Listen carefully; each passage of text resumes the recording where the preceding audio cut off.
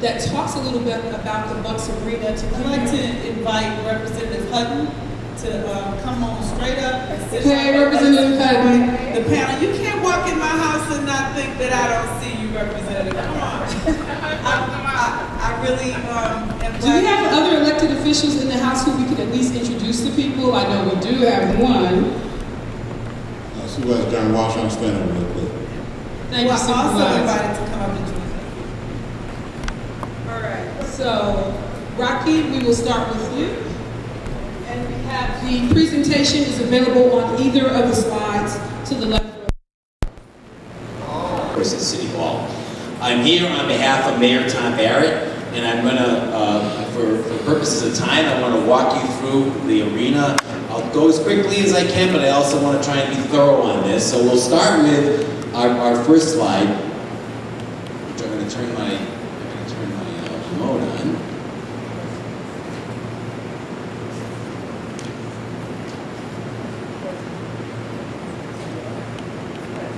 Not advancing. Maybe you could advance it for me.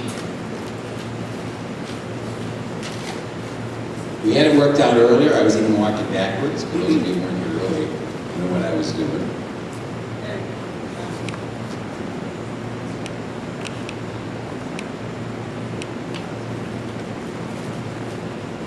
Next slide, please.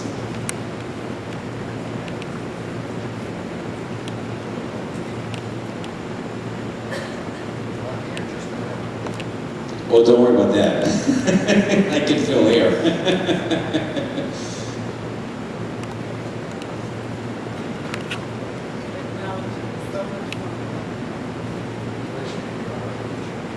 Morning, everybody. Lots of seats at the front. As they say, we're in church, right? And I might add, this is the first time I've been in this house of worship, and it's quite beautiful, the transformation here. So to those that are members here, congratulations. Thank you. We did it that free. It's beautiful. All right, so we got our slide. Building on momentum, what does that mean? And I think it's important to understand that for as much as people are associating the arena with downtown, clearly it is downtown. But let's understand what goes on downtown. There's a significant amount of building that's occurred in the last decade, since 2005. And the slide is hard to see, but there's a box at the top of that slide. And what it shows is over $2 billion, not million, but $1 billion of development that's occurred since 2005 in the downtown area. There's another $980 million that is under construction right now as we speak, literally being completed, and about $1.2 billion projected, including the $500 million for the arena. And if you look at the downtown, could you advance to the next slide, please? Thank you. The downtown, interestingly enough, is not that big an area. It actually comprises only about 3.2% of the city's land area. The city of Milwaukee is 99 square miles, fairly large. Can we go back? That's all right.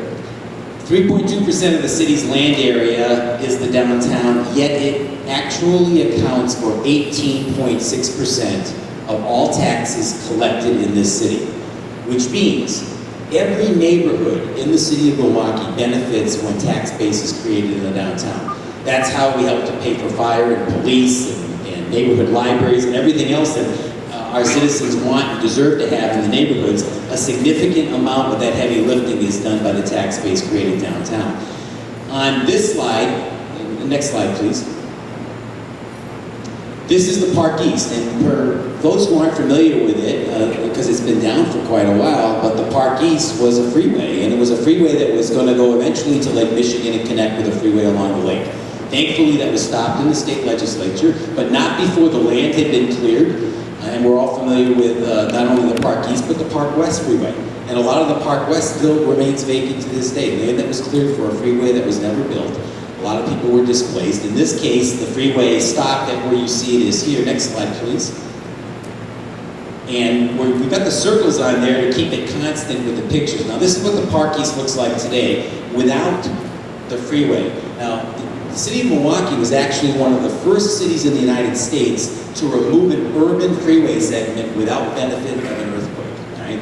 There was an earthquake in San Francisco, obviously, that brought down that freeway very tragically. This was one of the first freeways, though, that came down voluntarily. And now many cities in the United States have done exactly that. A lot of specific things that happened on a positive note from that freeway being removed is it removed a huge barrier between downtown Milwaukee, Central Business District, and the neighborhoods that lie just to the north of that. Most specifically, Hillside and Haymarket, eventually Halyard and Brewers Hill. That was a psychological, it might as well have been an aircraft carrier. It basically said the Central Business District ends here, and it really divided the community. And I started my career with the city in the late 80s at the Housing Authority. I was a manager at Hillside. And I remember the starkness of that separation.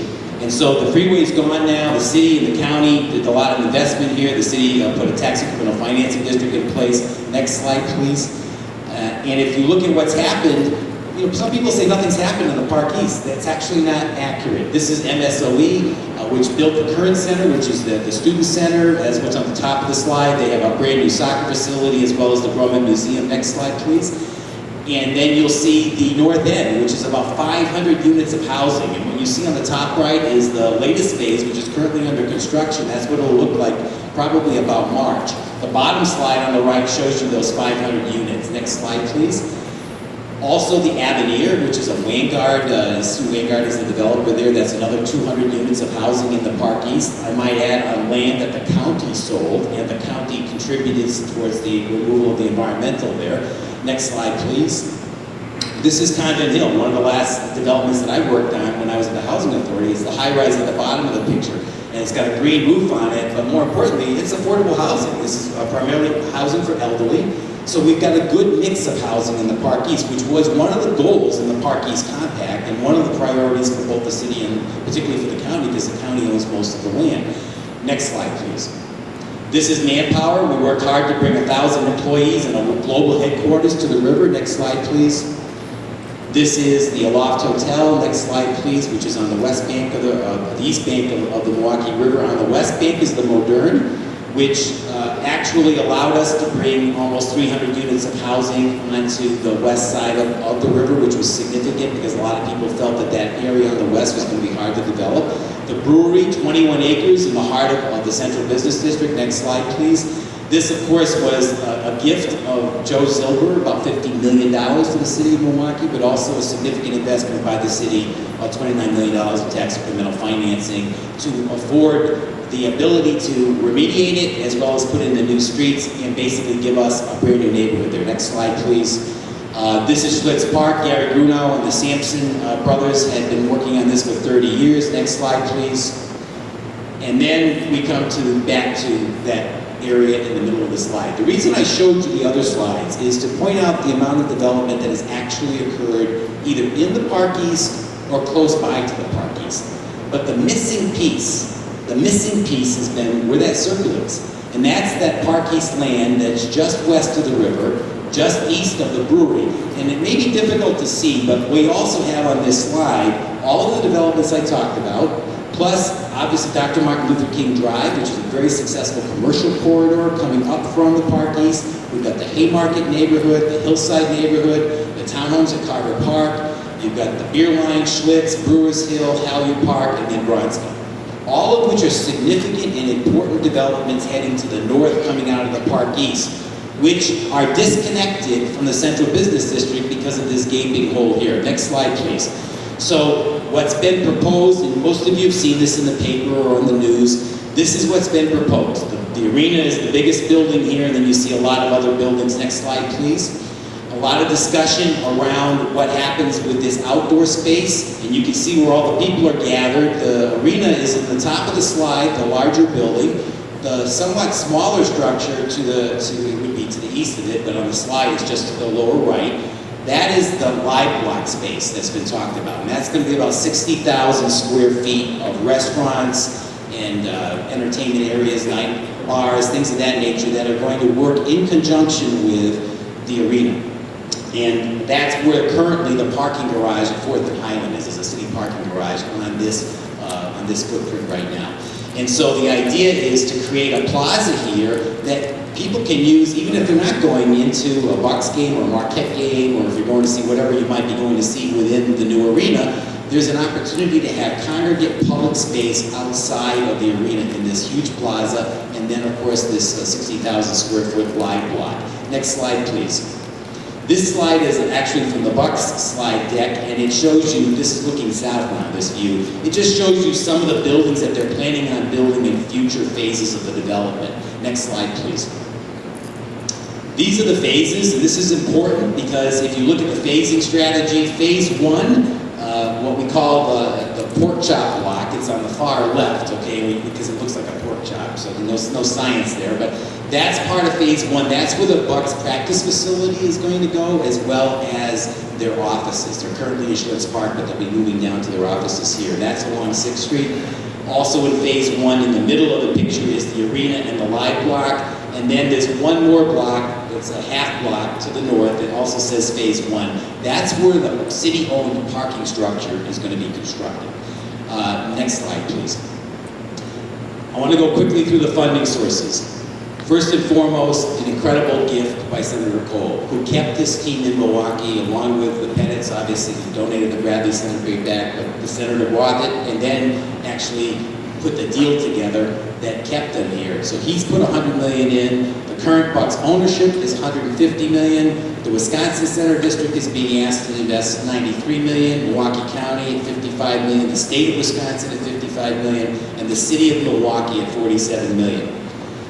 When all of these numbers were being discussed, Mayor Barrett, his attitude was, all right, if this is what the split is, then the city is going to basically look at the $47 million as to how it wants to invest that. Essentially, we came back and put together the plan that I'm going to describe now. We have two funding sources for that $47 million. There's $20 million that are coming out of a new tax and criminal financing district. And tax, for those of you who aren't familiar with that term, essentially taking a property that, in this case, the land that is most of this is being built on is currently vacant, and it's actually owned by Milwaukee County. A small portion is owned by the city. It pays no taxes because obviously we're municipalities and we're county government, so there's no taxes at all. So any new taxes, the difference is what we call the increment. So all that new taxes, it's not coming away from anyone's current sidewalk project or anyone's road project or the fire and police budget. It doesn't exist right now because it's not actually for education. Thank you for raising the sign. It doesn't exist, this taxation right now, because the buildings aren't there. What we are going to do is, as those buildings are built, we're going to tax them, and then we harvest that money to pay down what we borrowed for the $47 million. And then after that's paid off, then all of that money goes into the other 5 taxing jurisdictions. The other TID is that was on there is the beer line. So there's 2 sources of it. There's $27 million coming from amendment to the beer line, which is 22, and then $20 million from 84. Of that $20 million, there's 2 components, and we'll talk about that in a little while. Next slide, please. The terms of the agreement, at least from the city side, and I'm here to present the city's proposal, is essentially the Bucks are responsible, and this is something that came out of the state legislation, but it's in our term sheet as well. These items must be honored if the city is to put in its $47 million. The mayor was very specific about this. The Bucks are responsible for any costs above $500 million. So if there's an overrun on this, it does not come out of any of the other public entities' pockets. They're responsible for any overage. The public investment is capped at $250 million. If it costs more than that, then the Bucks have to, or if it costs less than that, and that's not likely to happen, but let's just say it does, all right? Then any savings would be given proportionately back to the funding partners that we talked about already, based on the percentages that they put in. Only the arena and the plaza are tax exempt, and the new city parking structure, because we'll own that. Everything else is taxable here. There's a lot of misinformation about that, so I just want to be clear. The arena pays no taxes. The parking deck that is owned by the city of Milwaukee will pay no taxes. But the Bucks practice facility will be paying taxes. Their offices will be paying taxes. And all of those businesses on that live block that I discussed earlier will be paying taxes. The Wisconsin Center District owns the arena with 30-year leases to the Bucks with 5-year extensions. The Bucks are responsible for the operation and maintenance of the arena. The Bucks are entitled to keep under the agreement all the arena revenue, including the naming rights, and public entities, as I indicated earlier, would be reimbursed proportionately if the lease is broken.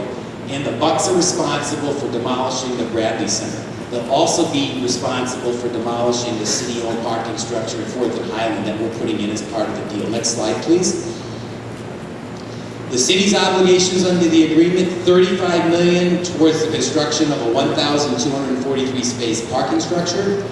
We will contribute $12 million towards the construction of the plaza area, which is outside of the arena. Mayor Barrett was very adamant that our money would go into public spaces. So we're paying for space exterior to the building, which is the public plaza area. That's the $12 million, and there's $35 million into the city-owned parking deck.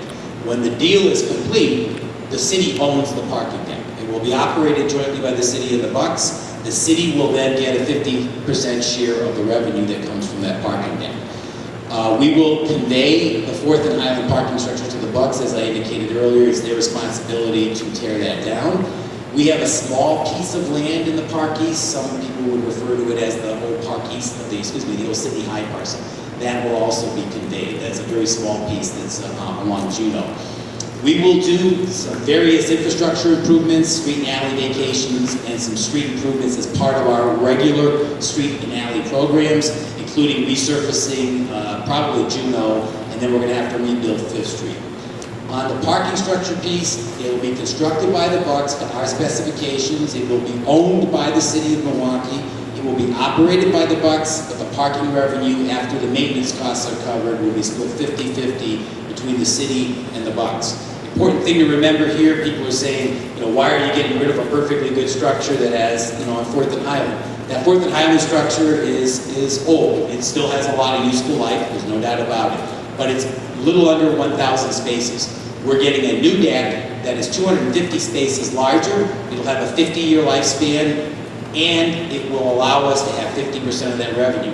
That 50% of revenue off the larger deck, and what we think will be a new arena that will be programmed even more effectively than the current set of arenas down there, there's going to be a lot more parking revenue there. So we'll end up with more parking revenue coming from the new deck than we currently enjoy from the 4th and Highland deck.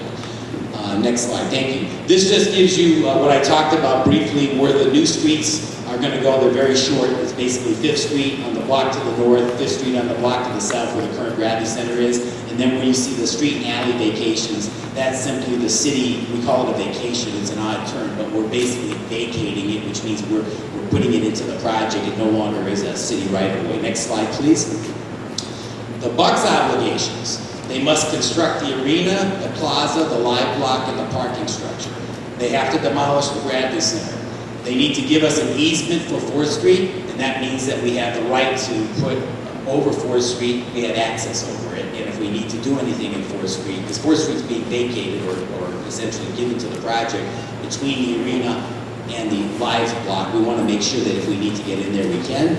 We're going to dedicate, they need to dedicate the land for 5th Street. If they want a street there, they have to give us the land back for that. Also, a big piece that Mayor Barrett was very, very concerned about. He did not want on this live block, the 60,000 square foot of retail and bars and restaurants that we talked about, he didn't want that to be anywhere USA and freeze out local retailers and local operators. So we put a provision in, and the Bucks were more than happy to accommodate this. They also want as Milwaukee a specific development as they can. But 25% of the businesses that go into that live block area must be Milwaukee businesses. And so we want to make sure that there is a local presence there. So when people come to Milwaukee and they go to that live block, whether they're going to a Bucks game or whatever they're going to, they see some local flavor there. And so we're pretty excited about that as well. Under the next piece, the permit fees on this are $1 million. There was some speculation as to whether they were paying fees or not. They are paying fees. These are the fees that any developer would pay if you're going to develop in the city. What those fees pay for basically are our inspection services. We will have a lot of city inspectors out there. There will be a lot of plan review. Those are normal things that go into any building. We've capped it at $1 million, but basically that's what we know it's going to cost. It's $1 million worth of fees. So that's in the development agreement as well. This next item, detailed plan development, what that means is that as the other blocks are developed, because we just talked about the first phase now, which is the block immediately around the arena, There are 2 other phases on this some of it's on the other Park East land that the county owns. Some of it is on the vacated Bradley Center, when the Bradley Center is torn down. All of those will be subject to zoning approval by the Milwaukee County Council. So the Milwaukee County Council must approve the designs. And this is no different than we do with a lot of development. The County Council wants to maintain, Alderman Wade and his colleagues want to make sure they maintain maximum control so that we've got good design and that the buildings are facing the street and that we've got the types of coverages that we want in terms of materials and such. So that's put in there for that purpose. Then the last piece is probably the most important piece, and the one that the mayor was very concerned about making sure that we had, and I want to single out Alderman Wade, who did extraordinary work with the mayor on this. Alderman Hamilton was at the table as well in a big way. This is the human resources. And what we're saying and what the Bucks have agreed to is that 25% of the businesses that will be employed on this $500 million project must be small business enterprises. So men and women of color who lead companies, women-owned companies, what we would consider what the city, because we have a race-neutral definition, so we call it SBE, small business enterprise. 25% of the total goes to SBEs. 18% of that are professional services. That's basically architectural engineering services. So 18% of the A&E will be SBEs. And then 40% of the workforce on this project will have to be part of our resident preference program. And what we did, normally we would do it 40% City of Milwaukee residents, but in recognition of the county's significant contribution here in land and other resources, we felt it would only fair to make sure that the county would be able to go county-wide with that, or that we would mandate that there be some county-wide participation. What that means is that 40% of the total hours of the construction, and it could be greater than that, but at a minimum, 40% of the hours will be City of Milwaukee residents from our resident preference program, many of which, if you go to the next slide please, are currently working on this incredibly beautiful building that the city put its supplemental financing district in place for. Next slide please. Northwestern Mutual committed to the city that they would do 40% RPP. They recently reported on their recent construction, and I believe they were at, I want to say 45% RPP, and then they committed also to the 25% SB, and I believe they're at 28%, thank you, Alderman Wade. They have exceeded what we had asked for, and actually some folks here in the audience will recognize some of those individuals because they're companies in the community. And that's what this is about. This is about making sure that this large development in our downtown helps to build for the community. It's about growing capacity. So we also are going to see a lot of the folks that are working right now on the Northwestern Tower are going to be able to come and work on the arena. And they're also working on that new office building that you see at the lakefront, 833 Michigan. What that means is if somebody starts as an apprentice on one of these projects, they could actually, there's enough, if we keep enough construction in the pipeline, they could finish their apprenticeship and leave as a journey person status, which is absolutely critical in the construction trades. And these are great jobs, and we understand. The construction jobs are not going to solve the unemployment in the city of Milwaukee. We understand that. But it will help, and it will take put a lot of family supporting jobs out there. Next slide, please.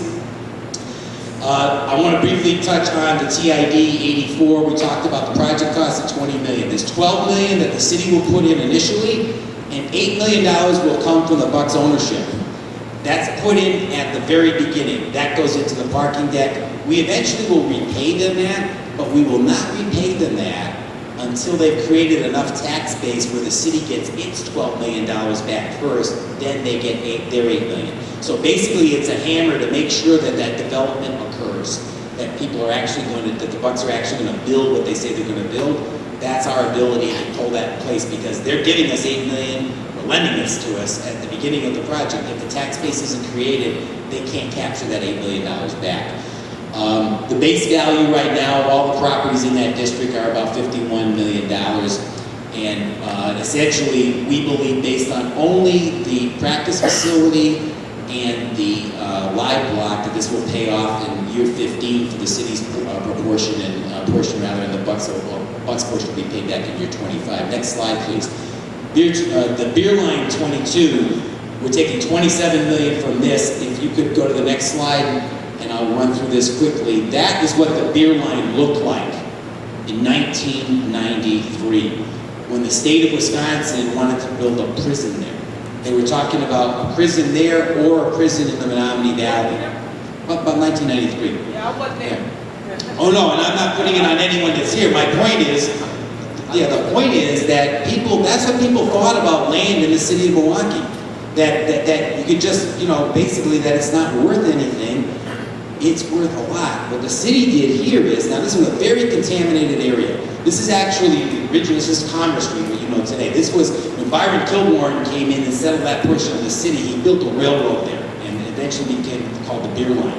And it was supposed to be a canal there, he replaced the canal with a rail line. But it became polluted, most of the companies had moved out. Next slide, please. And this is what happened after the city put a plan in place called the Beer Line Plan, and we funded it with that same instrument that I talked about earlier, tax increment financing. Next slide, please. And it's created a significant amount of tax base. At the lakefront, and these are the last few slides. Next slide, please. This is where the NM piece is being built. I just got to put a plug in here. The mayor asked me to make sure you're all aware of what's going on with this national design competition at the lakefront. These are some of the 25 firms that submitted. They've been shortlisted now to 4 firms. This is how we're going to try and connect all of those assets at the lakefront. And it's pretty exciting to create the vision. Next slide, please. And one more slide. These are all available on the website. And then if we go to the last slide. So just some exciting things, building on the momentum of the downtown, but remembering that the tax base created in the downtown really radiates out to the neighborhoods in a very meaningful way. I'll wrap up with just a quick synopsis. The city's contribution is $47 million. The city ends up with some hard assets out of this. You as taxpayers end up with a parking structure that you own, and you get 50% of the revenue from that parking structure. And we have all of the new access that's been created, obviously jobs during the construction period, new tax base on the future phases, and as I mentioned, very importantly, and specifically for the mayor, the workforce development pieces, where we're going to have people that look like the community that are working on this site. And I would encourage you to go to the Northwestern site downtown. If you're downtown, just take a moment, stop and look at who's working on the site. It's very encouraging to see men and women who look like the community on the site. And that's not been the case, as most of the people in the room know, for many, many years. And these are changes that we're working hard to effect. And I don't want to single them out again, but Alderman Wade's been a real champion on that. The mayor clearly has been a champion, but we are working and collaborating, and I might add too, the county, in no small way, have contributed with the Park East Compact and what they have put on the table. You know, Supervisor Johnson isn't here, but Supervisor Mayo is, and he was there at the beginning of this, and in terms of making sure that the compact would work and that there would be opportunity for folks. So I think it's a great public-private partnership. We certainly are appreciative of the state's role in this, the county's role, the Wisconsin Center District. It takes everybody to make it work. And I think I'll pass it back to Michelle. First of all, can we give Rocky a hand, please, for taking the time to walk us through that? Thank you. One of the things that you certainly will see as a result of looking at the PowerPoint slide is that this is a complex proposal. The conversations have been going on for quite some time, but literally people have struggled, pushed back, worked, dug deep to try to make sure that the best possible deal was occurring for members of their respective districts. That's why we thought it was important to bring people from all levels of all levels of government to the table, and also for us to understand what the people that were not living in Milwaukee were also concerned about as well. So I told you that we were going to kind of adjust the program a bit. I'd like to call up County Supervisor Mayo to be able to address concerns and or remarks from the county perspective. And I'd also like to remind people, the gentleman that's walking in front of us right now, some of you may or may not know this young man. His name is actually Peter Fagan, and he is one of the Bucks representatives, and he is the president of the Milwaukee Bucks. So can we welcome Peter to the table? So I'm going to bring up Michael Mayo, but one of the things I want to also do is just to remind you, in the back, some of you, it was not there when you first arrived, we have a Bucks Arena summary that kind of outlines some of the information that Rocky talked about. Again, his presentation is also on the city's website. We also have people that are walking around with either index cards or information sheets if you have questions, so that you can write your question and we can get them to the folks on the panel. With that being said, let me turn it over to Mr. Mayo. Thank you. Good evening, everyone. You're in the house of worship, and I know you can speak a little louder. Good evening, everyone. Good evening. Thank you very much. Senator Taylor asked me about three things. One, about the land.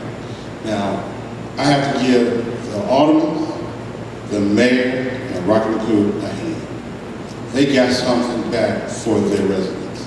They got something back for the city of Milwaukee. We got a $10 million property that we just giving away. We're not giving nothing. A dollar. And also that land should came back. Any dollar that we come back to Milwaukee County is going back to transportation. So when we get that $1, that's going towards our transportation. We also have bonding issues still on that land because we had a wonderful parking structure and we brought it down. That should be part of the land sales, but we didn't get there. So let me make sure you understand. I want the Bucks to be here. I think the Bucks is a very important asset to Milwaukee County and the city of Milwaukee. But the part of Milwaukee County, I'm in church. You are not getting a good deal for giving your land away. Then, she want to talk about the bad debt. And I thank you, Senator Taylor, and your rep, and also the Democrats to take that off the table, to find out other ways of funding our $55 million, really up to $80 million worth of interest, of helping the Bucks out. And we are looking at that right now. But that was going to hurt you in the long run. Because if you was a resident, not in the city of Milwaukee, because Mayor Barry and the council said, no, we don't want to use that way of funding for our residents in the city of Milwaukee. But our county execs said, well, we take it off the poorest who cannot afford to pay their property taxes. We take off the people who have bad debt, have speeding tickets, who was in the criminal justice system, had to pay you back for something they stole from you.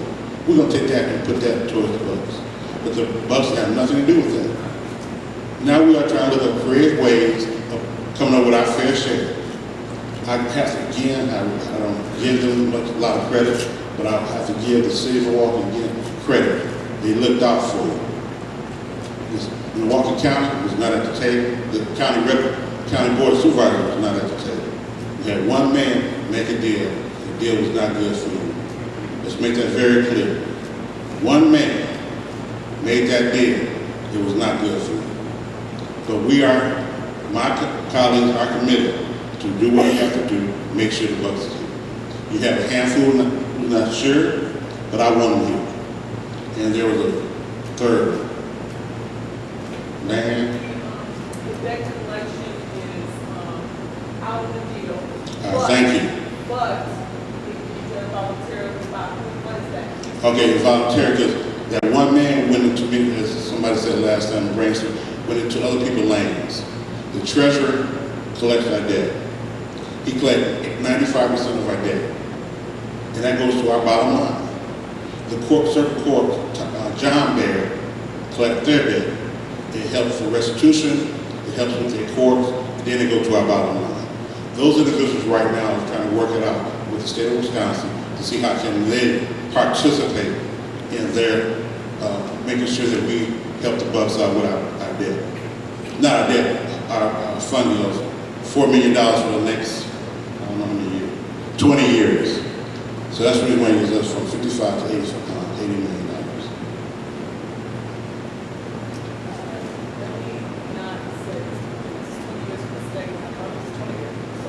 It's 20 years.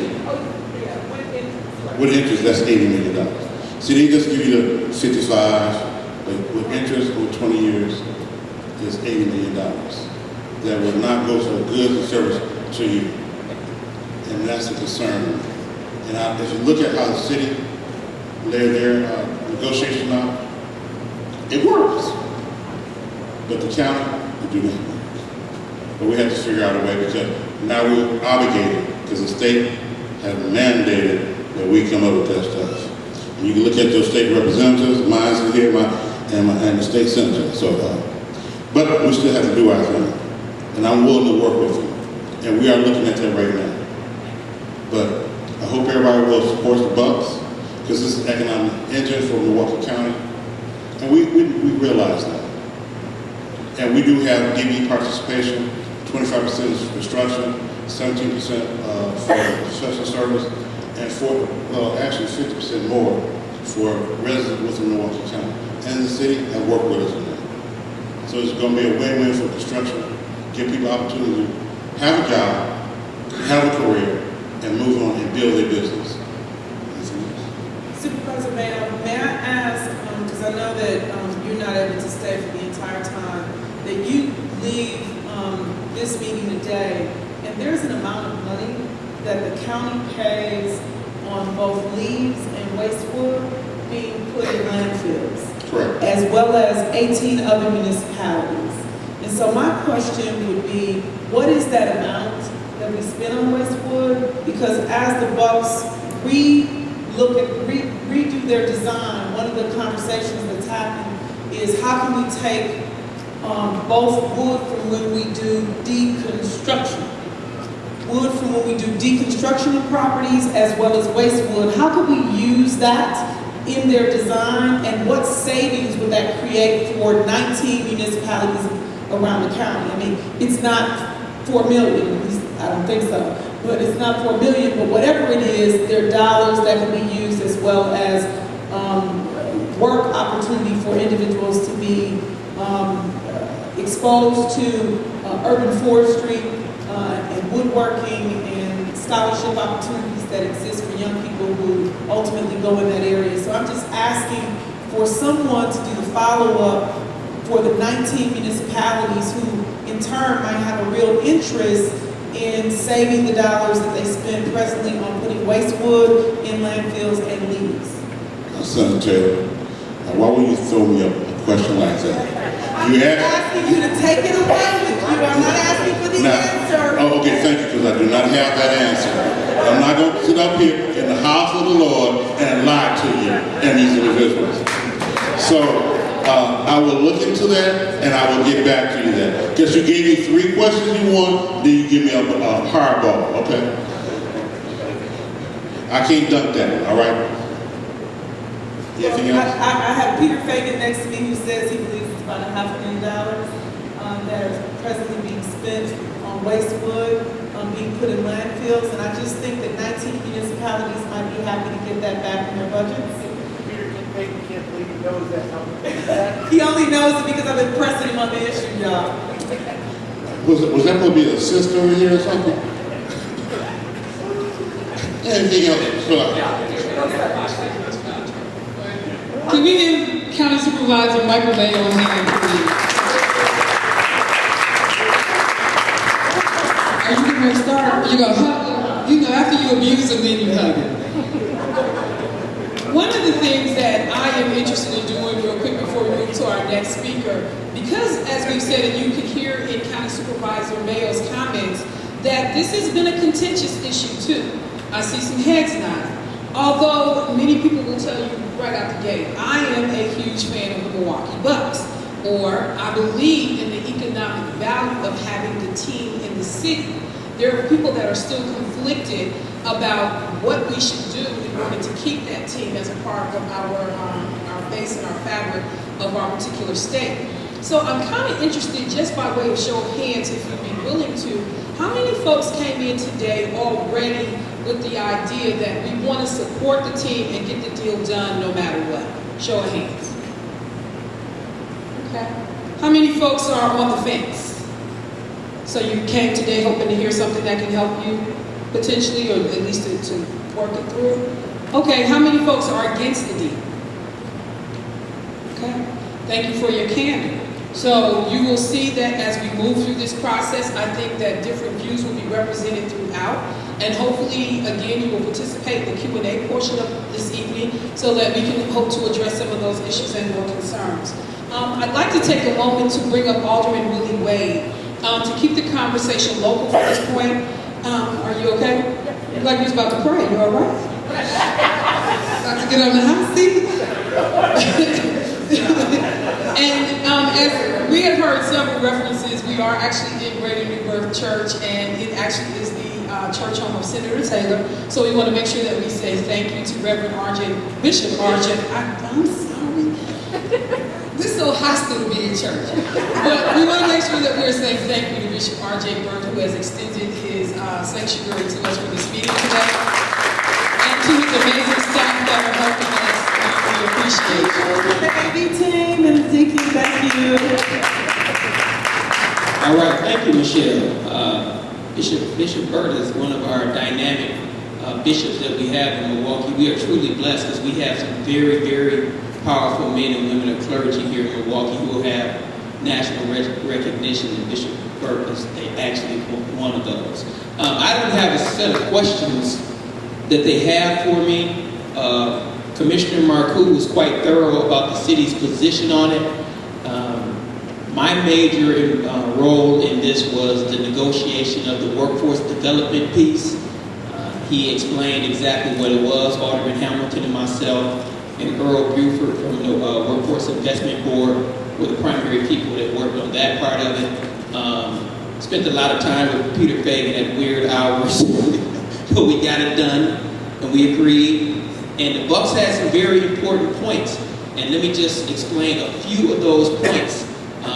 Because we have our RPP, our resident preference percentage from the city, and because we have our EBE, Emerging Business Enterprise percentage from the city, and the Bucks agreed to honor that, but we have the Northwestern Mutual building that's going up. That's a $500 million project, which is the same project of scale with the Milwaukee Bucks. So if we telling the Bucks that they have to have that same amount, it's our responsibility to make sure that we have that amount of people in the pipeline. We have to have that amount of capacity. Just to put it in simple terms, and the Bucks were right on this, because part of them getting credit for you being in the residency preference program, you have to be unemployed for 4 months. Is it 4 weeks? What is it, 4 weeks? 4 weeks. 4 weeks, Rocky? Yeah, 4 weeks. So, 4 months. 4 months. You have to be unemployed for 4 months. So if you worked on the Northwestern Mutual project, and then you came over and worked on the Bucks project, the Bucks couldn't get credit for that, because you would have to be unemployed for 4 months before they could actually get credit for that. Because of the amount of capacity we have, or lack thereof, it wasn't fair for us to have that requirement on them, knowing that, just to use round numbers, it's only 100 people who qualify, and 60 of them working on the Northwestern Mutual project, and the Bucks need everybody else. We got development going on, we got streetcar project, we got North End going on, so we don't have enough capacity. So we had to negotiate that point. We came to a conclusion on, we changed and massaged some things. Actually, when we wrote the legislation, Alderman Hamilton and I, there were some provisions in there because we thought that this may occur. Those provisions fall directly at the discretion of the Commissioner of the Department of City Development, which is Mr. Marcoux. He was also in those meetings. And we worked out something that was fair for the Bucks as our business partners, and it was fair for the citizens of our Milwaukee, which gave them opportunity. It was fair for the county because, like Commissioner Marcoux said, normally we have 40% resident City of Milwaukee only. But because the county owns the land, and there is, 19 county municipalities, it was only fair that we included their people in the workforce agreement. So we had to have at least 10% of those people come from those other 18 municipalities. And that's what was fair. So that's how we came to that agreement. The Bucks feel like they can achieve it. Earl Buford at the Milwaukee Area Workforce Investment Board is hard at work trying to build the capacity. Myself, my colleagues, we feel like we can get those numbers up and give people an opportunity to get into the workforce and make some money. And for me, the arena people probably gonna say, Alderman Wade got mental problems, but the arena is the pawn in the game. The big fish is the development that goes on outside of the arena, because the arena is not taxable. It's all the other development that goes on outside of the arena is what's going to bring the most value to the city of Milwaukee. It's our hope that as much of that development as possible can be office space. Why office space? Because when we build residential properties, residential properties come with parking. If we have office space, then we have the opportunity to get paid from the parking structure that us, the taxpayer, own during the daytime, and then we can double dip and get paid later on at a concert or a circus or a review or Marquette game, so we can get paid twice in one day from that same parking structure. So those are some of the things that we envision happening, which would allow us to pay our part of the city investment down in 15 years. Just so you know, tax increment districts, I think the life of them are 29 years, 27 years. We think we can be at ground level in 15 years. So for the city, this is an outstanding deal. Now, I'm only 1/15 of the Milwaukee County Council. After it goes through the state, it will come to zoning and neighborhood development, which I'm a member of, and then it'll come to the full county council for us to see if we agree on the deal that in the term sheet that the Bucks and the executive branch has worked out. The way we stand right now, I feel pretty comfortable about that, but you never know.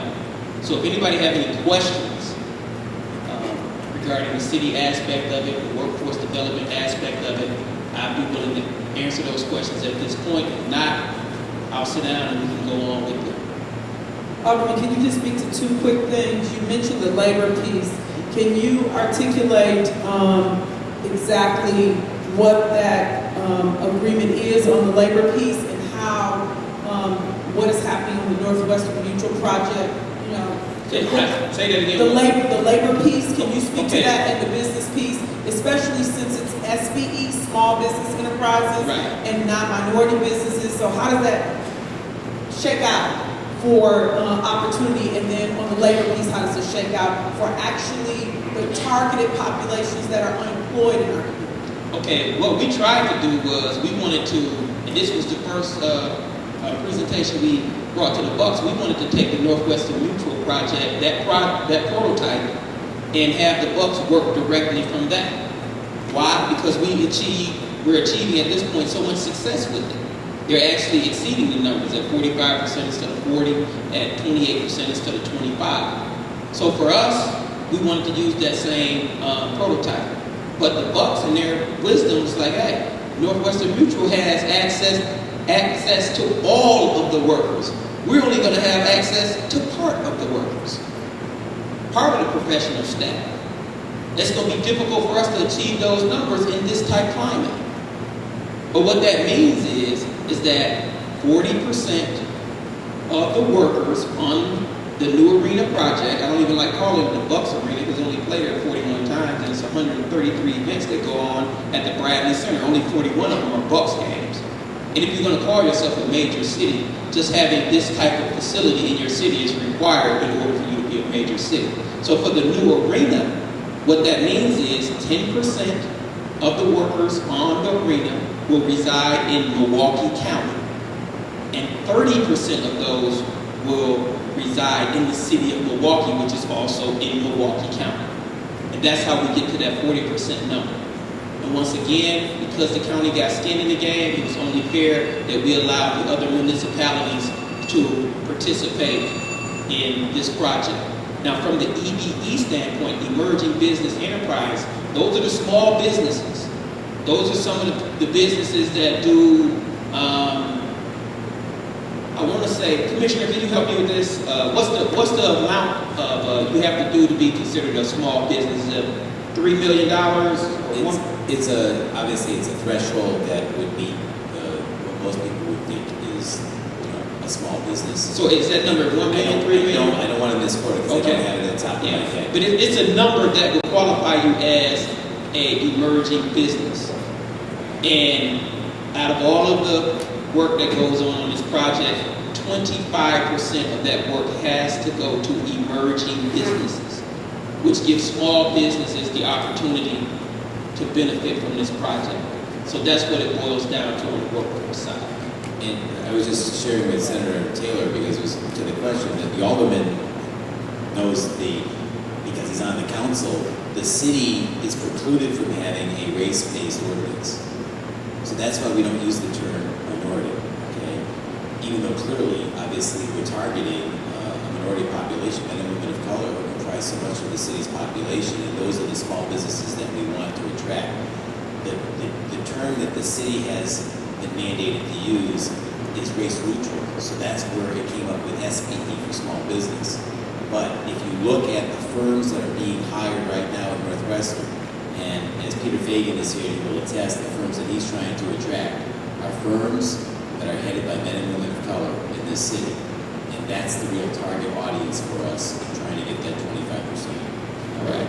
Now, I just was informed by Ms. Bryant that I can't have question and answers because we're going to do it at the end. But I do want to take this time to do two things. First thing I want to do is I want to thank Senator Cole, because when you look at those numbers, Senator Cole is paying the most money. The two owners of the Bucks are paying $150 million. That's between two guys. So that would come to $75 million. Is that right? Pretty close. So they're doing $75 million. He's doing $100 million. So if the Bucks stay in Milwaukee, it will be because the senator has committed financially in his heart and soul in showing his love for the Milwaukee Bucks and for the city. And that doesn't need to be forgotten when we start talking about the new arena development. The other thing I want to do, Peter Fagan,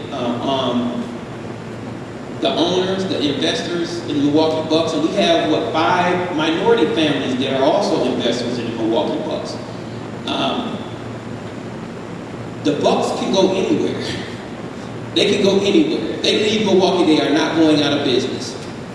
But for them to stay in Milwaukee and commit to Milwaukee and make Milwaukee their home, I want to thank them for that, because they could go anywhere. So thank you for your attention. Just as Alderman Wade said, we did see those hands that went up right away. Green shirt, I saw you, and gentlemen in the back. And we definitely will make sure that we get to the questions as quickly as possible.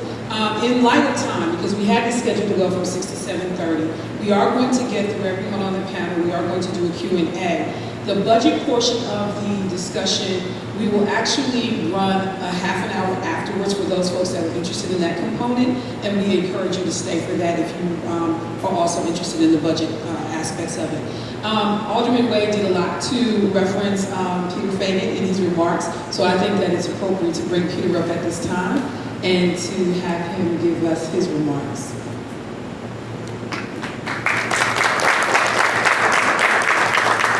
Let it be noted I came as an audience member and not a panel member, which Senator Taylor likes to throw me up on the panel when I wanted to actually heckle her so she knew how it felt. And she comes and heckles me every once in a while. So this is it's a long journey, but this is a very simple kind of direction, and I'll give you the Bucks perspective and ownership's perspective of this. We, over a little bit over a year ago, purchased the Bucks from Senator Cole as part of the purchase agreement, as part of the agreement with Senator Cole. One of the big motivations was to keep this team in Milwaukee, and part of that deal was to build a new arena, because the NBA had a statute in the agreement that basically said if you were unable to build a new arena, they had the right to repurchase the team. Now, what's very important about that, just to know, is repurchasing the team is a big loss not only for Milwaukee, but it's a big loss for our ownership group, because our ownership group loses the team. So that's important to know. There's a no-win for the Bucks going to any city in the country other than Milwaukee. And our guys bought this team to own the team and to be in this business. The other is economic development and what this means. This development is simply about thousands of short-term jobs, and when I mean short-term jobs, I mean 5 to 10 years, because this is phased out over almost 10 years of jobs. over 10,000 jobs and over 2,000 permanent jobs. This is about changing the dynamic, and you've seen this in cities like Columbus, Kansas City, even Brooklyn. You can say how it changed, like the neighborhood where the Barclays Center is. This is no longer building arenas and stadiums as centerpieces and on an island to basically have off concerts and games. This is about building arenas as catalysts to basically have civic interaction and activity around it. So it's a centerpiece of where people actually work, where they play, and where they live. This fails desperately if people don't live and work here, in a big sense of it. This is also a place, and I don't want to, I can tell you about the land that this is in and what the option to buy the county land. Make no mistake, there is currently nothing here on this land where we're building, and it's worse than nothing, because I will tell you that the cost of remediating this land, which is so important, and you got to think the Bucks aren't the first ones to go look for this land. The cost of remediating this land is tens of millions of dollars. Bottom line, and every developer in the city will tell you that's the only reason why nobody's ever pledged money, significant money for the Park East land, because of what it costs to build. And this just isn't building. This is building phases, and I'm not sure if you're aware of the details. The second we get approval for this privately, we're going to build a practice facility and build 30,000 square feet of office space, like immediately, to kind of spur the development of the Park East. In a place that hasn't been developed other than a highway, for 15 years. This is dormant, barren land that has nothing. Trust me, I look over it every day. People get parking tickets when they park on it, and that's about the only activity, like in the Park East. And our vision is very simple. Listen, our vision is twofold. We want to win a championship on the court. We want to change the pride of ownership of the state. We want to make the Bucks, and much like you think Willie Wade might be crazy, I'm telling you, we're going to blow away what the sense of passion is for any pro team, like in the state. Because I will tell you the difference between basketball is the biggest racially mixed international sport, like in the world. And we've got the ability to be a melting pot, like for an NBA team in a major city. And we realize that. And we're going to blow it out. That, like I promise you. And the other part is, we're going to be community members, and we're going to be like an emerging, growing business. And we're going to invest back in the community, and we're already doing it. We're doing a program, not announced, but we're doing great things with NPS. You're going to see it with our players and our coaches and our dollars in promoting attendance, because unbeknownst to maybe some of you, the biggest epidemic is kids actually don't go to school on the first day of school. And kids actually miss the first week or two, and the second they do that, they're 2 weeks behind in school, and they never catch up. And the Bucks are going to own that. For not just own it for now, they're going to own it for the next decade to really become like the campaign for attendance. And I just use that as an example of we're not done to the fact that we've got to be members of the community and really focus on what we're going. We're going to help rebuild this area. We're going to invest in rebuilding parts of the city. And we're going to be good community partners in a big sense. And we're going to bring business here. We're going to bring incremental business here. We're going to bring pride of ownership. And we're also going to bring economic development in a place west of the Milwaukee River that desperately, desperately needs it in a bad way. And it has to happen now. And this is really the opportunity of a generation, because if it doesn't happen now, there's nobody on deck. Like, this type of thing isn't happening. And this means a lot of jobs for a lot of people who need jobs. This means a lot of residential. This means a lot of income. When you look at the state, what the state gets out of this in income tax, it's a no-brainer deal. And that's just on income tax from players and what the state gives back. The truth is, that doesn't put in how many more people are employed. That doesn't put in what incremental income taxes real estate taxes go up when this becomes a more attractive piece of land, which by the way, isn't planned from anyone else, like, except what we're doing in like a very big way. And we're dedicated to this, we're investing in the team. I can tell you that if this failed, we would lose a ton of money. As the senator knows and the auditor knows, we've been investing millions of dollars in just being able to start building. We're completely vested. We believe this is, again, and we argue this this is a no-brainer desperately for what the city of Milwaukee needs in like a big, big way. And we want to spearhead this. And we're gonna continue to break this through. We're eager to get this approved in the assembly on Tuesday. We're eager to get this through the common council through the month of August, probably the beginning of September, and break ground in the fall for what will be a development that Milwaukee has never seen before. And it's simple. It's like what's laid out to be done. And it'll transform, it'll transform a place that currently is below zero, which is really important. Can you speak to if the deal didn't happen and Alderman said the bucks could go anywhere? What does that mean for the owners? So the equation that happens very simply in the right to purchase a team, the NBA buys the team back for a $25 million increase. So if we bought the team for $550 million, the NBA buys it back for $525 million. You guys can do the math on what work we've done with players, what we've done with feasibility. $25 million is a lot of money. $25 million would be, is lost. Our guys would lose the team, and the NBA would move the team. Now here's the trigger. The NBA will sell the team for what probably could be over $1 billion. That price, that $400 million extra, would be split among the other NBA owners.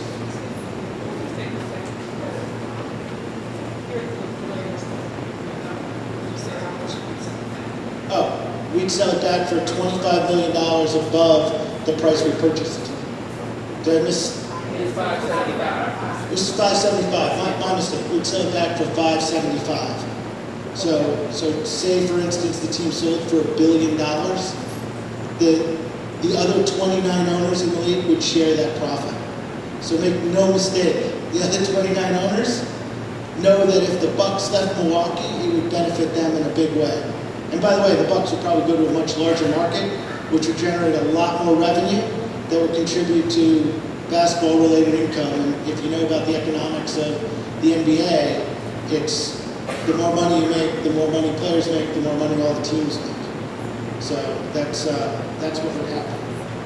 So thank you very much. I know so many of you guys have supported us in a big way, and I really appreciate it. Please help us, and those who have not supported us, I understand. I just ask maybe we be quiet for probably another week and a half or so. Be good. Okay. Thank you so much. So, in Peter's remarks, he mentioned the assembly. A lot of folks had an opportunity. I was blown away at the number of people that would see me in the community, out and about, moving around, and say, oh my God, I was watching the debate on Wisconsin Eye. This was crazy.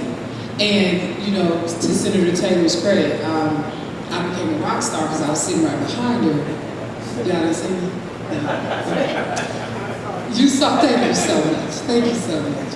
But to that point, again, a lot of debate and a lot of hours and times have been spent on this particular arena proposal at the state level. And as many people know, Senator Taylor's part of the battle at this point is done in terms of the legislation of the proposal passed through the Senate on a 21-10 vote. 2 members were not present and didn't vote. And it was bipartisan support, but it was literally by, the cut of our teeth in terms of getting that done. That proposal is now on its way to the Assembly. Peter mentioned that it will be before the Assembly members on the 28th, which is next Tuesday. And so we are fortunate to have with us State Representative Frank Kessler, who represents this district actually, and Representative Latanya Johnson, who will be debating that proposal. And so Representative Kessler, if we could hear from you. Thank you all for inviting me, and thank you, Senator, for scheduling this. And I make a little bit of comment on the lack of, we can't have race-based criteria now for that. My wife and I, who've been very blessed, recently made a donation to the University of Wisconsin-Milwaukee for scholarships. We wanted these, and we hope that these will go primarily to minority kids, but we couldn't make a race-based grant. So we picked as our criteria children who graduated from the Milwaukee Public Schools. And we did that because we know that a sizable number of minority kids go to Milwaukee Public Schools. We gave $100,000 last year, and we will continue to fund that out of our wills when we pass on it. I came a week ago, and on the 7th or the 6th of July, I called Peter Fagan, and I said, I and several of my colleagues probably don't like this bill, and we probably vote against it. But we want to give you, don't clap yet, don't clap yet.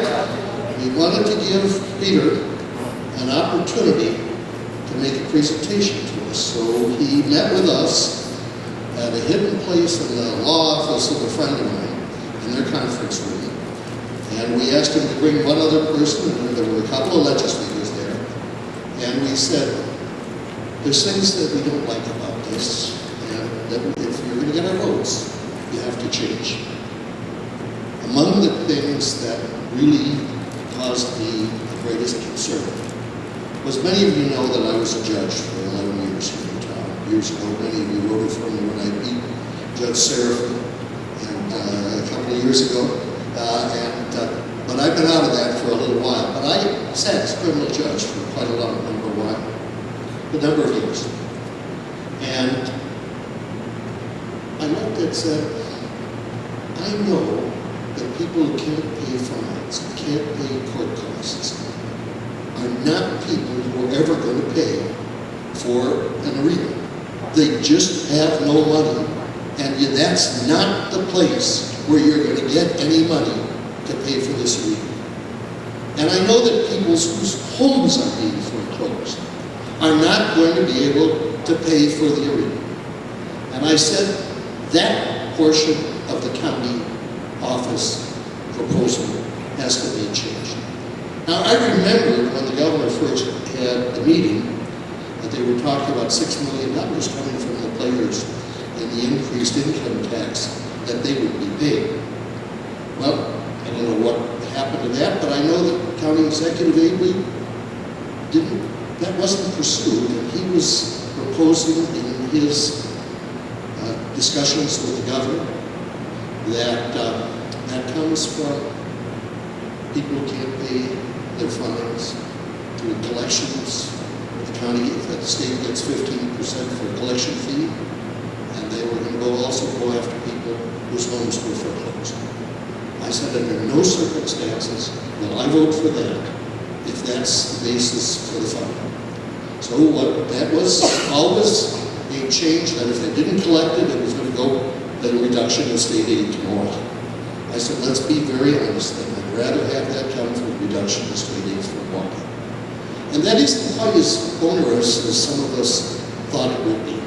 Milwaukee has 65% of the population of the county of Milwaukee. I asked the county treasurer to tell me how much of the property tax comes from the city of Milwaukee. 45%. 45% of the property tax comes from the city of Milwaukee. 55% comes from the suburbs. And that has been a matter that has been declining. I felt, at least in the process of this, that it isn't going to be as substantial a burden on poor people who live in the city of Milwaukee, or all taxpayers in the city of Milwaukee. So that was a change that I felt was acceptable, and I appreciate that that was adopted in the Senate. I also was concerned about the funding on the question of how do we fund the Wisconsin Center. And substantial changes have been made in that. I know that some of my colleagues are still looking to see if there can be an increase on some of the luxury items there. I know that there were several other areas where we have been able to persuade changes in the bill. And I'm expecting that by Tuesday, I'm hoping that all those agreements will be reached. And then if that's the case, I will probably vote for it. I am doing so because I felt that if I'm going to go and ask for changes, and I initiated the meeting with Peter Fagan, I said if I'm going to negotiate that and they can acquiesce to what my major concerns were, then I probably will end up casting a vote for it. And I'm thinking that the other areas where there's still some concerns, I'm hoping that those will be tied up by the time that we have to cast a vote on Tuesday, so that I can vote for it. But as I've indicated to my colleagues, that if they're not, well, that's the understanding that I have, and I might not. But I certainly am hopeful that that's going to be done in the process. And so, for that reason, I'll probably be a favorable vote for it. It's a very, very difficult vote to cast. I understand that, especially in light of the budget cuts that were made. And frankly, I wished I could. I'm not going to be able to stay around much for the discussion on the budget because I've made a commitment to join my wife a little bit later at another event. But I want to tell you that this has been an awful budget. This has been absolutely the worst budget I have ever seen as a state legislator. And this has been the worst budget because of the cuts to public schools. This has been the worst budget because of the cuts to the University of Wisconsin. This has been a terrible budget because of what we did in terms of state parks. This has been a terrible budget that is full of hypocrisy on borrowing money for highways and basically letting the infrastructure rot. This has been a terrible budget because state employees weren't given a decent increase in their salary. The only ones who got that were the state patrol. This has been a terrible budget. And the governor's office, that's right. This has been a terrible budget. And frankly, I am outraged at that. But at the same time, I also would like to keep the bucks here.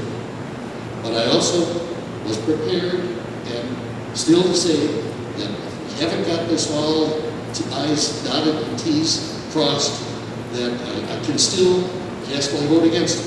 But I'm hoping that all of those will be done so that Tuesday, that I will have an opportunity to cast a vote in favor.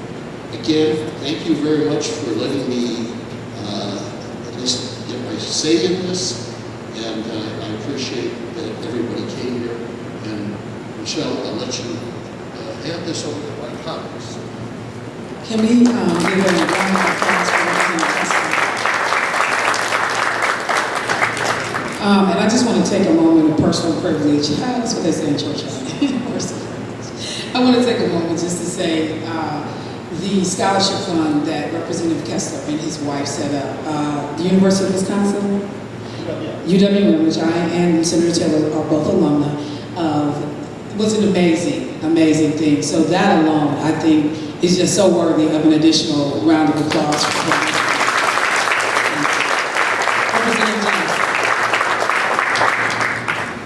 And the questions are coming in, and we will get to them in the moments right after Representative Johnson. Senator Taylor, we're not letting you talk.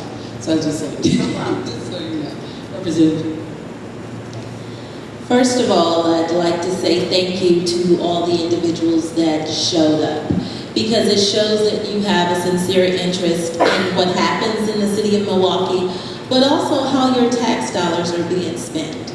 In so many cases, we don't get to see that. And so that is applaudable.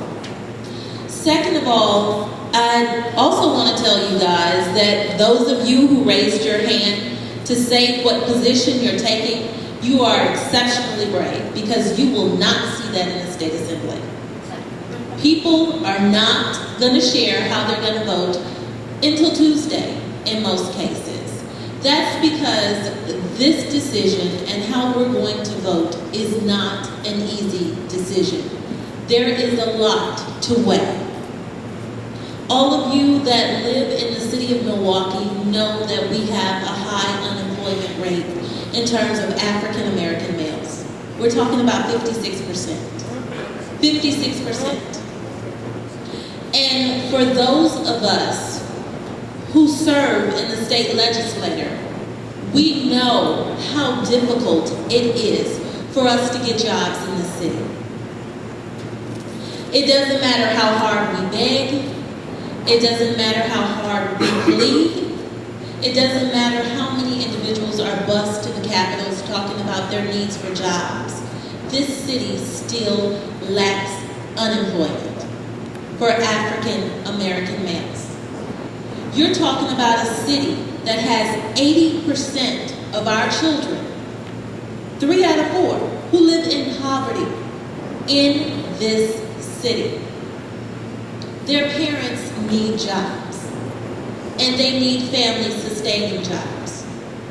So when you talk about a project that's going to create between 5 to 10, well, at least 10,000 jobs, short term for a period over 5 to 10 years, that's huge for this city. That's huge. It provides opportunities for employment. It provides those individuals who currently don't have skills to get the skills that's necessary. It provides opportunities for individuals to possibly become journeymen and create opportunities to sustain a meaningful life and be able to take care of their families long term. When you talk about the 2,000 permanent jobs, we are talking about development 3 blocks from Hillside. Let's keep it real. We all know what that means in this room. That means an opportunity for possibly 2,000 residents residing in Hillside, residing in Bronzeville, residing in the 53206 zip code to have the opportunity to walk to work. And that's important. But we also know that there are consequences. I don't like the $4 million that's going to be taken away from shared revenue. Because this city has a lot of needs. And the $4 million in shared revenue that's going to be lost, that's a concern for me. But when you talk about how you're going to vote, when you talk about what the needs are for this city and what you have to weigh, the odds are huge. The odds are huge in terms of service level jobs, which so many people in our community need. They need service level jobs because those are the low skilled jobs. It can basically ensure that those individuals that don't have many skills would be able to find employment. And employment is huge in this city. There's a huge need for employment. And the reality is, if this opportunity passes us over, what other opportunities are out there?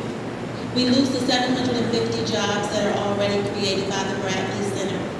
And what do we have left? So these are huge consequences to weigh. We all know, all 99 of us, whatever vote we decide to cast on Tuesday, that there are lives that are going to be affected by those votes. And these are real people. And so I just wanted to say that, and thank you for this opportunity to speak to each and every last one of you. I look forward to hearing what you have to say. Thank you.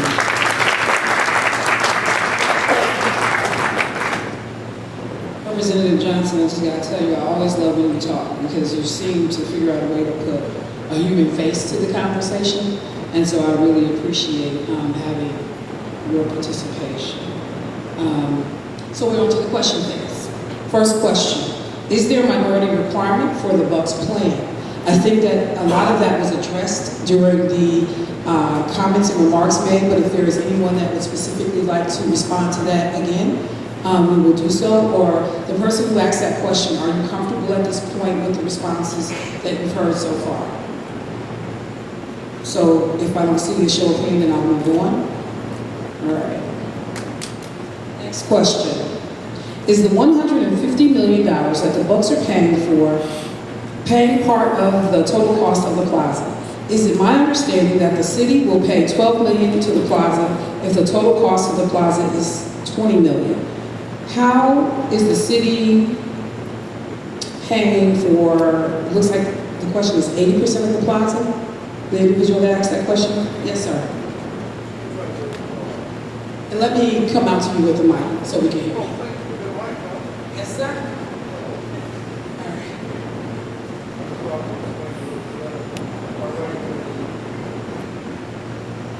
Thank you, Senator Taylor, for your voice with this effort. First of all, let me just say that I've been a Bucks fan ever since West Pavilion. Do you know West Pavilion? 1968, when he first got the electric eye, Flynn Robinson, to be his point guard. So I'm an avid Bucks fan. And I do believe that West Pavilion back then, I believe we purchased it for 2-point-something million. And now it's being sold for $500 million. So the sports industry is an industry that the revenue continues to rise, continuously. And obviously the 33 owners of the NBA understands this. He understands that in 20 years or so, that the Milwaukee Bucks, can be worth $1 billion or so. So it's important to understand that this is an opportunity for 33 members, private members of the NBA to put their efforts towards revenue. Now, that being said, my question is, separate from the total cost, the $150 million, the plaza is a separate construction cost. The city is putting up $12 million. If there isn't an established construction cost for the plaza, let's say the Milwaukee Bucks decide to build it for $20 million. Let's just say that. Now, the city, or let's say $16 million. Now, the city has just paid for the construction costs for the plaza, about 80% of it. Now, when the revenue is generated through that plaza, does the city now get 80% of that revenue? Or is the total revenue from the plaza go to the owners of the Milwaukee Bucks? We know that we're not going to get revenue from the practice facility, but we want to know if the revenue generated from the plaza, it has let me just say this. Is there a total construction cost for the plaza? I can answer the question, sir. Yes, sir. It's a good question. There are a lot of facts and figures up before in the presentation. I think the important thing to remember is the project is $500 million total. And the public contribution is capped at $250 million, as they outlined. We went through how those figures were arrived at. The city is responsible for $47 million, no matter how you look at it. That was our contribution. Mayor Barrett wanted to make sure that we had some hard assets for that. That's how we ended up with the parking garage and essentially the revenue on the parking garage. So we're getting 50% of the revenue on the parking garage, which is going to be a substantial number. The 50,000 square feet that I talked about, that is basically on the other side of the plaza, that's the live block. Those are the restaurants, bars, those types of things. The owners of those establishments will get the profits. The Bucks may end up with some of those, but it's more likely to have other owners that are in there. The city will get the taxes, the property taxes that are being paid by those establishments. So, no different than any other business in the city of Milwaukee. Any business that is operating is paying taxes to the city, the county, all the taxing jurisdictions. So we would get those taxes. But the plaza itself is a separate construction cost than the... No, the plaza, the $12 million that we've devoted to the plaza is part of the $500 million. That's the public plaza. We're not building a live block. We're building and paying for the public plaza that lies outside the arena and outside the live block that is basically going to be used for pedestrians, could be used for events. You don't have to pay a dime to be there. I mean, that's part of the public area. And the mayor was very specific that he wanted the $12 million devoted to that. So we're not paying for anything on the live block. It's a private development. another important piece, to understand in the midst of that is the state is paying some dollars, the county's paying some dollars, the city's paying some dollars, of course the owners are paying dollars, and the center district is paying dollars. The best way to say it is the city said, well, we're going to pay some dollars, but I'd like mine to be something that I can touch, tangible. So they tied theirs to a parking structure and that open space that would be used. They also carved out something that right now leaves me, and Michelle may remember, or Rocky may remember, that they carved out the ability for some taxing concept there. So before anything that's inside the arena, there was like, I want to say it was beverage or something, that it couldn't be taxed or something, but now outside, so that if they rolled the cart out, people were drinking beer or somebody. I think the biggest difference is when you look at Miller Park. Miller Park was designed so TGI Fridays isn't tax exempt, like doesn't pay taxes. Unlike TGI Fridays, everything that's built and retailed outside does not get a tax-free zone. It pays taxes. It doesn't have an unfair advantage to Old 3rd Street. It is like a prevailing tax establishment, like in downtown Milwaukee. So that was a big differential. The only thing that will not pay taxes, the arena itself will not pay taxes. Why not? That was part of the deal. And I'm just explaining the deal. The arena doesn't pay taxes, and the city-owned parking structure pays no taxes. Everything else that's built has to pay taxes. Rocky, does the arena currently pay taxes? No, the Bradley Center is owned by the state of Wisconsin right now, and currently pays no taxes. That's in question. Well, right, but it doesn't pay taxes. It doesn't pay taxes. That we can definitely, yeah, right, it pays no taxes.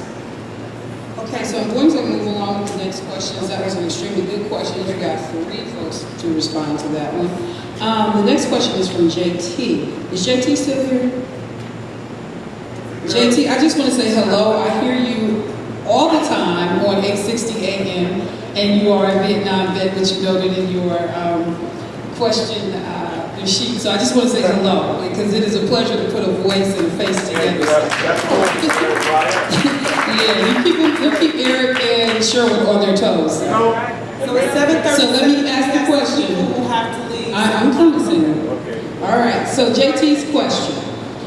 Will Black people that are already qualified get the opportunity to work for the Milwaukee Bucks Arena? What realistic guarantee does the Black community have that our community can get to work this time?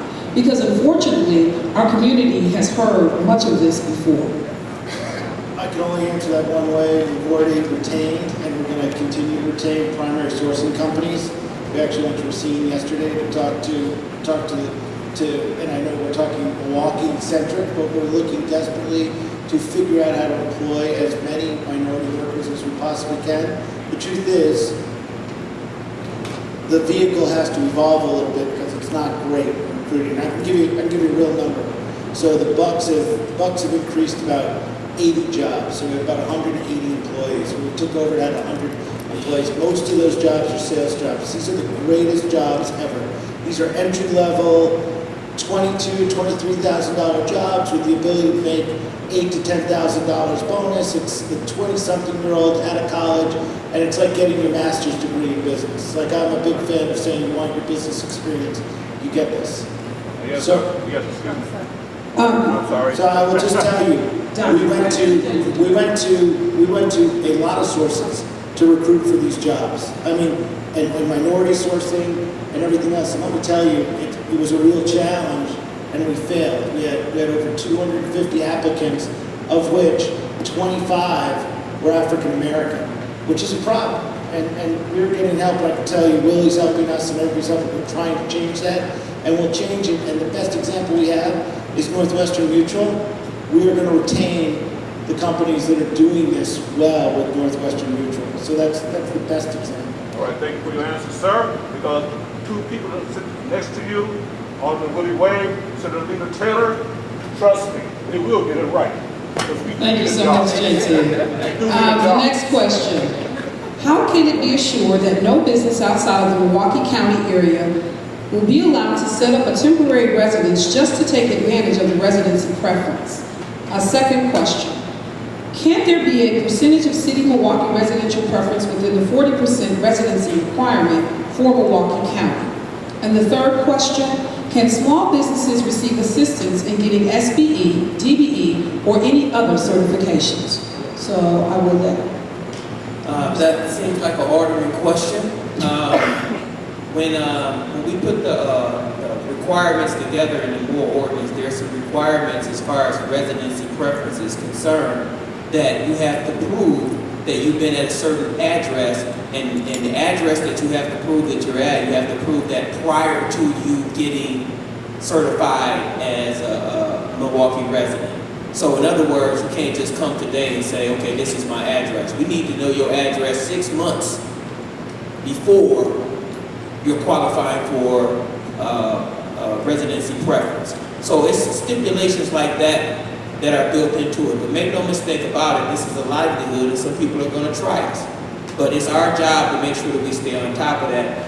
All of our development projects, well not all of them, the ones lately, we hire a minority monitoring firm, and part of their job is to make sure that the certification of residency preference and EBE is authentic, and they get paid a decent amount of money to do that, and they have been doing a decent job.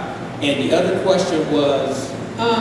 Number 2, I think we actually answered during the presentation. I'll go to number 3. Can small businesses receive assistance in getting SBE or DBE certifications or any other type of certification? Yes, they can. The way it's set up right now, if you are an EBE, if you want to be an EBE, you can call any one of the aldermen, 286-2221. If you call my office, 286-2221, and tell me that's what you want to do, what I do is I take your information and I give it to our EBE office and I have them call you. And I make sure that they do that through email. I email them your information, say you need to come call me, email me back and let me know that you contacted this person and you have set up an opportunity for you to get with them. And we try to hold your hand through the whole process. Because believe me, it's not an easy process and it gets discouraging. But we provide all of the encouragement we can to make sure that we have enough EBE certified firms to not only handle this development, but any other developments that occur. So we work hard on that. Okay, so what I'd like to do is, because we have, and we understood that coming into it that folks have previous commitments, I want to be able to get a couple of these quick questions to Peter that were specifically related to the Bucks. The first one, we are supportive of the new arena, but we would like to see the Bucks be more supportive of local talent. How can we see more local players on the court? Let me look in the crowd here. There's one woman that's pitching her son. Listen, I think the NBA is a tough thing with talent. We almost had Caron Butler playing, which would have been a receiving kid doing it. We love local talent. Listen, we're thrilled to have people. I will tell you what the nice thing is going to be is we've got 14 roster spots filled. Out of 14 roster spots, and 11 of these kids are under 25 years old, 9 of them have bought homes in Milwaukee. So you want to talk about a big difference of kind of culture and what's happening? Usually people who play ball in Milwaukee are transient. They go rent an apartment, they do anything. These kids, Jabari, Giannis, have brought their families here. They're here 12 months a year. They're kind of building it. They're building their families here. It's a different culture that we're trying to get these guys. So we're trying to make our current players like citizens. So you'll see us womanize our guys a lot more this year, more than anything else. Because to be honest, last year we had 12 kids, that need to learn how to play and hadn't been coached before. And now they're going to become members of the community. And you'll see that. You'll see that with MPS. You'll see that with couple healthcare. You'll see it with a literacy program with Giannis. And I think nobody's ever seen. We got a new kid, Greg Monroe, who's making a ton of money and wants to give a ton of money back, which is a great, cool thing to have. Two other quick questions for you. This one, how can we trust the Bucks owners when they are slumlords and spearheading Walker's administration, who was cited for trying to undermine transparency in government? The question on the back of this card, how many minority members will be employed? They are asking about current employment, I'm assuming, and or future. So it seems like a five-part question. Yeah, definitely. I will tell you that the one thing, if you look at the Bucks ownership group, from their primary owners to their local owners, it's the most diverse group in pro sports ownership that's existed. You can take our local ownership group as well as our three guys that own it. It's bipartisan. There's a Republican and two Democrats. You can say whatever you want about who leads what. They're influential people. They're most likely high net worth people, and they've taken choices. And most of these guys on a character level have given more back to their community, whether Republican or Democrat, than you could ever hope to give like in your lifetime. So to defend ownership is pretty easy for me. And the only way people are ever going to trust us or equity is that we put our money where our mouth is. And then we show activities and we start investing and we start making this happen. So, for us, it's been a lot of talk. This is about activity. This is about proof of pudding. I think, Lena certainly knows. I mean, we've gone way, way far beyond any developer in the state of Wisconsin's history in talking with labor and end-use labor before development even gets underway. I mean, we're committed to this. Our core ownership is beyond terrific character. Peter, there are two questions, and these would be the last two, but I just think that they are important because I think it's important for the folks who presented them to hear the response directly from you. The first question, we are using resources that can be allocated to other things, but okay. What are the things that the Bucks are willing to do for the city to give back to our communities? We heard